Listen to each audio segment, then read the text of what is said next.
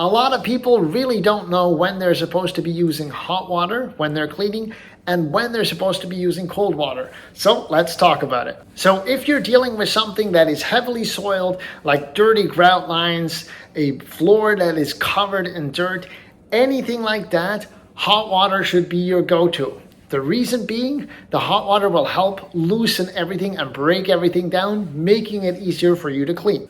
The next thing is anything that is greasy or oil stains. Grease and oil stains need that hot water, again, to help break everything down and making that grease go away when you're cleaning. Heat is also great for sanitizing and disinfecting. Now keep in mind, it should be above 140 Fahrenheit in order for it to work properly. So make sure you do that right.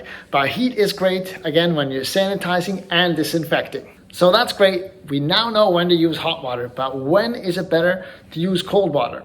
So the first reason why you would want to go ahead and use cold water for cleaning is dependent on the chemicals that you use. If you use certain enzyme cleaners, for example, and you use hot water for that, that is going to stop the enzymes from working properly. So you need to make sure that you use cold water instead. Another reason you want to use cold water versus hot water, this one might be a little more common knowledge, but if you're using it on delicate fabrics, so upholstery cleaning or different clothing, you need to make sure you use cold water because it can lead to shrinking and color bleeding if you use water that is too hot. So keep that in mind. Of course, energy savings is what you get when you use cold water. And lastly, if you're cleaning delicate surfaces like natural stone flooring, painted walls, or wooden furniture, avoid using hot water and use cold water instead so you can avoid damages.